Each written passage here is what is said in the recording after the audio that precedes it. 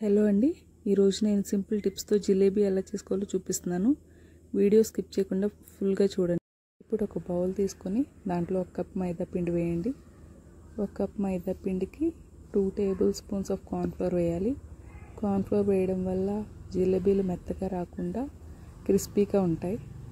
ఇప్పుడు అదే స్పూన్తో 2 స్పూన్లు కర్డ్ వేయండి. ఇప్పుడు రుచికి సరిపడా లైట్గా ఒక పించ్ ఆఫ్ సాల్ట్ వేయండి. సాల్ట్ వేసిన తర్వాత అప్పుడు ఆప్షనల్ అండి, ఫుడ్ కలర్ మనకి నచ్చితే వేసుకోండి, లేకపోతే లేదు. జిలేబీ కలర్ పర్ఫెక్ట్గా రావాలంటే ఫుడ్ కలర్ వేస్తేనే బాగుంటుందండి. పంచదార వేస్తే మాత్రం పంచదార పాకం అయితే ఖచ్చితంగా ఫుడ్ కలర్ వేయాల్సిందే. బెల్లం పాకం అయితే లైట్గా కలర్ వస్తుంది కదా. ఇప్పుడు విస్కర్తో దాన్ని నీట్గా కలిపి కొంచెంగా నీళ్లు పోసుకొని కలుపుతూ ఉండండి. దోసపిండి బ్యాటర్ వచ్చేంత వరకు కలుపుతూ ఉండండి. బ్యాటర్ అనేది ఇంకా పలుచగా రావాలండి. సేమ్ దోసపిండి బ్యాటర్ ఎలా ఉంటుందో అలా రావాలి. అప్పటి వరకు విస్కర్తో కలుపుతూ ఎక్కడ ఉండలు కట్టకుండా మెల్లగా కలుపుతూ ఉండాలండి.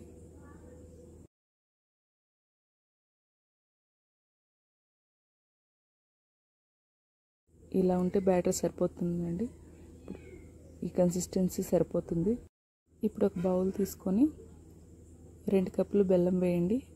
1 కప్పు మైదా పిండికి 2 కప్పులు బెల్లం. ఎక్కువ తినేవాళ్ళు 2.5 కప్పులైనా వేసుకోవాలి. స్టవ్ ఆన్ చేసి మనం బెల్లం వేసాం కదా గిన్నెలో, ఆ గిన్నెని స్టవ్ మీద పెట్టి చిన్న గ్లాస్తో వాటర్ పోయండి. చిన్న గ్లాస్ వాటర్ సరిపోతుంది.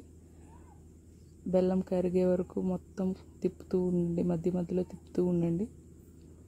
బెల్లం చూసారా కరిగిపోయింది. ఇలా బెల్లం మొత్తం కరిగిన తర్వాత ఇలాచీ పౌడర్ వేయాలి. బెల్లం మరీ ముదురు పాకం రావసరం లేదండి. గులాబ్ జాముకి ఎలా చేస్తామో సేమ్ అలా వస్తే పర్లేదు.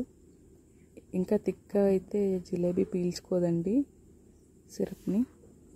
సిరప్ అయితే రెడీ అయిపోయింది. ఇప్పుడు దీంట్లో ఒక హాఫ్ చెక్క లెమన్ని ఫుల్గా పిండేయండి. ఇలా చేయడం వల్ల బెల్లం అనేది గడ్డ కట్టకుండా జ్యూసీగా ఉంటుంది. సిరప్ రెడీ అయిపోయింది కదా. ఇప్పుడు మనం ఇందాక తయారు చేసి పెట్టుకున్న బ్యాటర్లో 1 స్పూన్ సోడా ఉప్పు వేసి దానిపైన లెమన్ పిండాలండి. లెమన్ పిండి ఇలా కలపడం వల్ల అది బాగా పొంగేలా చేస్తుంది. ఇప్పుడు ఒక కవర్ తీసుకొని జిలేబీ బ్యాటర్ అంతా దాంట్లోకి ట్రాన్స్ఫర్ చేయండి. మీ ఇష్టం, మీరు వాటర్ బాటిల్కి హోల్ పెట్టి వాడుకోవచ్చు, సాస్ బాటిల్లో కూడా వాడుకోవచ్చు.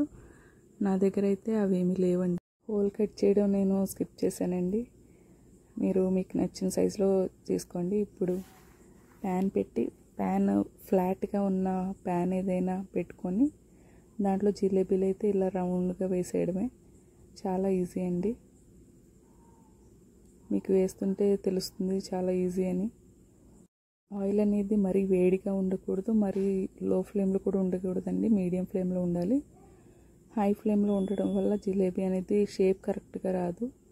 లో ఫ్లేమ్లో ఉంటే మాత్రం అది పొంగకుండా అతుక్కొని సన్నగా అయిపోతుంది.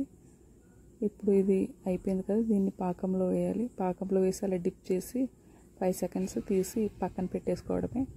చూసారు కదా, చాలా ఈజీ అండి. జిలేబీ రెడీ అయిపోయింది. మా పాప చూసారా తింటుంది. మీకు ఈ వీడియో నచ్చినట్టయితే లైక్ చేసి షేర్ చేసి ప్లీజ్ సబ్స్క్రైబ్ చేయండి.